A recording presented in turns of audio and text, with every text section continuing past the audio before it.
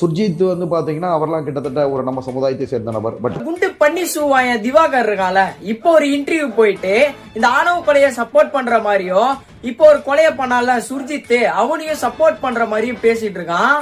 ஏண்டா நீ எல்லாம் சோறதா திங்கிறியா இல்ல வேற ஏதாச்சும் திங்கிறியாடா? நீ உண்மையாலுமே டாக்டர் படிச்சிருக்கியா இல்ல நீ போலி டாக்டரா? அதுவுமா சுர்ஜித்லாம் பாத்தீங்கன்னா அவன் என்னுடைய சமுதாயத்தை சார்ந்தவருமா, அதுவும் இல்லாம சுர்ஜித்துக்கும் லைஃப் இருக்கலாமா அப்படின்னு சொல்லிட்டு கிறுக்குத்தனமா அந்த இன்டர்வியூல பேசிட்டு இருக்கான். ஏண்டா உனக்கு இத பத்தி தெரியலனா வாயை மூடிட்டு அந்த இன்டர்வியூல உட்கார்ந்து இருக்கணும். கருத்து சொல்றேன்னு சொல்லிட்டு இந்த மாதிரி எல்லாம் பேசிட்டு இருக்க கூடாது. இன்டர்வியூன்ற பேர்ல இந்த ஜோக்கர் தாயோட எல்லாம் கூப்பிட்டு இவங்க எல்லாம் இந்த கேள்வியை கேட்டு வச்சிருக்கானுங்க. முதல்ல அந்த இன்டர்வியூ எடுத்தானுங்க தெரியுமா, இந்தியா கிளிக்ஸ், அவனுங்கள உதைக்கணும். யாருக்கிட்ட எந்த கேள்வி கேட்கணும்னு கூட அவனுங்களுக்கு தெரியல.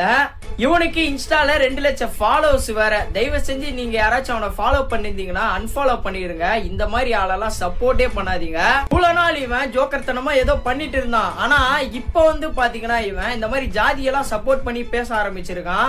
தயவு செஞ்சு இனிமேட்டு இவனை வளர்த்து விடாதீங்க. தயவு செஞ்சு இவனெல்லாம் கூப்பிட்டு இன்டர்வியூவே எடுக்காதீங்க.